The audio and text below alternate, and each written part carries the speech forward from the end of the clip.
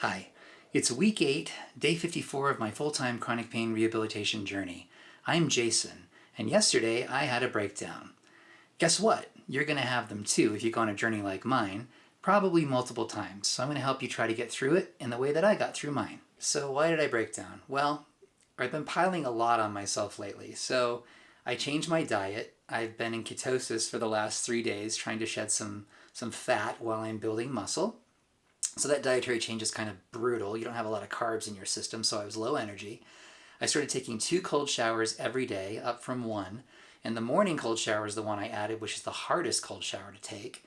And I started doing a morning routine called Miracle Morning, which also takes something out of me. So I just kind of piled it all on. And yesterday, I shot a video that in my mind was subpar. And it was really because my mental faculties were depleted, I just couldn't handle that happened. And I'd also panicked earlier that day in the cold tub, which had also never happened before. So I was just kind of like walking a thin line between being mentally fit and not fit, and I fell over that line yesterday. And for me, that was kind of devastating. I felt defeated when I went to bed. And even when I woke up, I kind of felt that way. And you could say that I kind of picture in my own mind that there's a little asylum in there and that there are inmates, and that usually when my mind's fully functional, the guards are on duty, the doors are locked. But when I get frazzled and tired and pushed to my limit like I was yesterday, the guards kind of become slackers, they leave the doors unlocked, and the inmates come out to play. And they kind of did that yesterday. I'm going to tie this into an experience I had today in the sauna at the gym. So I met a man, and he's a musician, and he was lamenting how smoking and drinking and stuff had kind of ruined his health. And so I was trying to help him kind of understand some things he could do to make his life better. And he talked about this, how he was just coming back to the gym from a 5-week break.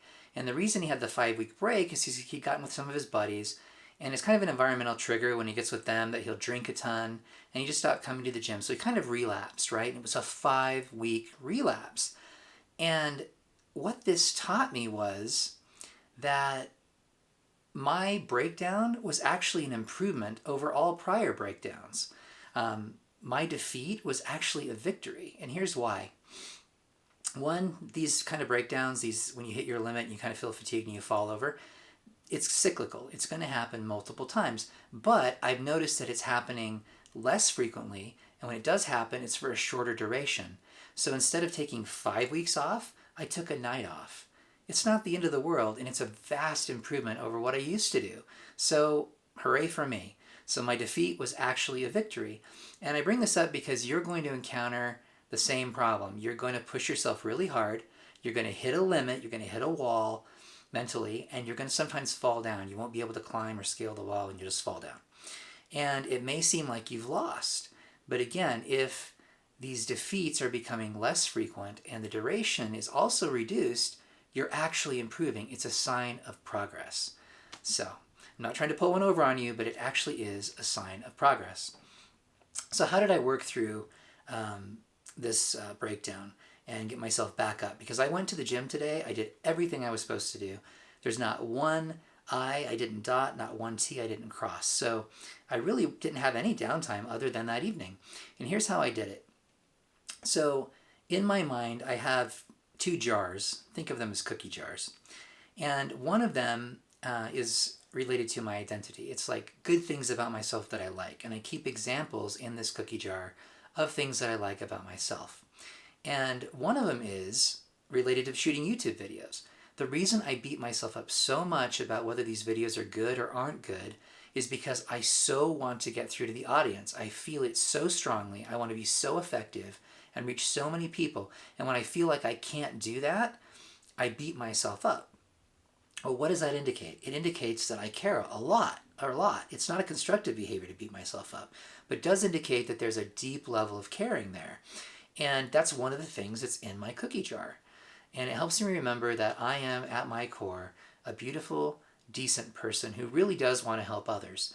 I have all the other flaws that every other individual would have, but that's there too, and so I put it in my cookie jar.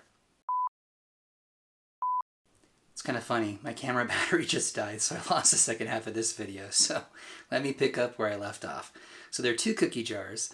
The second cookie jar contains my accomplishments. And I've always thought that that cookie jar was a little bit empty, but in reality I have accomplished some things with my life. But especially since I started this rehab journey, I've made some amazing strides, and because I've kept the data, I know what those are. I can now swim farther than I've ever swam in my life. I've been able to exercise at a level that I haven't been able to in years without having the shutdowns that I talk about where I have to hibernate and go to bed for a couple days. I mean, I've made amazing strides, and so between the cookie jar that contains what I consider to be the good parts of my soul that I can pick out and read to myself or think about, and the second cookie jar that's a list of accomplishments, and my wonderful wife, which I hugged quite a bit last night. I do lean on her from time to time, and I needed her last night, and she was there for me. So between all of that, I was able to pull myself back out of this, and enough to go to the gym the next morning. And that's when I ran into the guy in the sauna, and that's when it hit me. I am doing better than I've ever done before, that my momentary setback, my momentary defeat from the night before really wasn't. It was a victory because I'm making real measurable strides. I'm breaking down less and for less periods of time.